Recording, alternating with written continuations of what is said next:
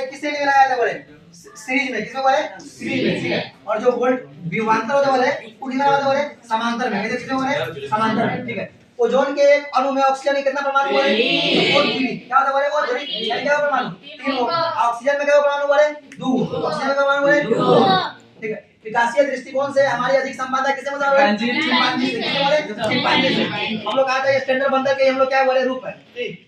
अब ऊर्जा का पारंपरिक स्रोत, पारंपरिक का मतलब समझ रहे हैं कि जो पुराने तरीका से इस्तेमाल करने का आधार बोले, ठीक है। पारंपरिक स्रोत कौन है बोले सब गुजरात कोयला बोले, ठीक।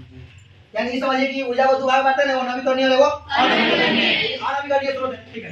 अब CH4 में कितने सहसंयोजक बंधन होते हैं बोले, अब CH4 तो यानी CH4 मतलब कार्बन है वो हाइड्रोजन का है वो 4 गो हाइड्रोजन जब 4 गो हुआ बोले, ठीक।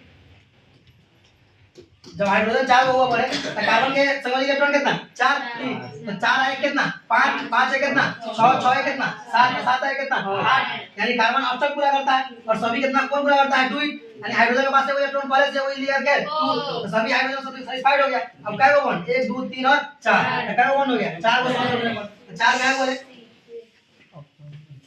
4 हो जाएगा, ठीक।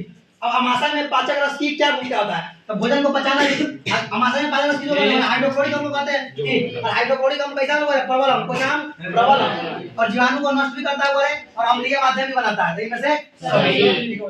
हम हमारे पेट में गैस कब बन जाता है बोले हाइड्रोक्लोरिक अम्ल के अधिक स्राव के कारण हमारे पेट में बोले गैस बन जाता है। इस गैस को दूर करने के लिए किसका प्रयोग करते हैं, दांत को गिर जाता है बोले जब मुंह का पीएच 5.5 से कम का हो जाएगा बोले, जब खाना खाते हैं भोजन के कारण हमारे दांत फंस जाता है और उससे पाया मतलब जिससे बैक्टीरिया से विक्रिया करके हमारे दांत के ऊपर एक अम्ल का परत बना लेता है।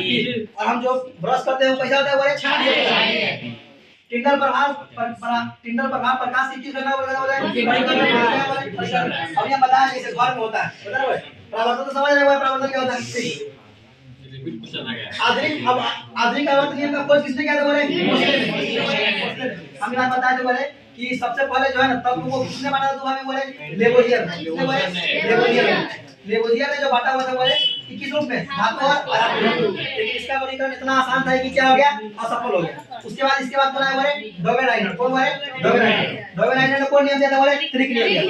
उसके बाद बनाया बोले न्यूलैंड से कौन नियम दिया बोले अष्टक नियम किसने दिया था बोले न्यूलैंड, ठीक है। यानी संगीत के स्वर के आधार पर तत्वों को किसने सजाया था बोले अष्टक नियम पर कौन दिया था न्यूलैंड। उसके बाद आया कौन बोले मेंडली।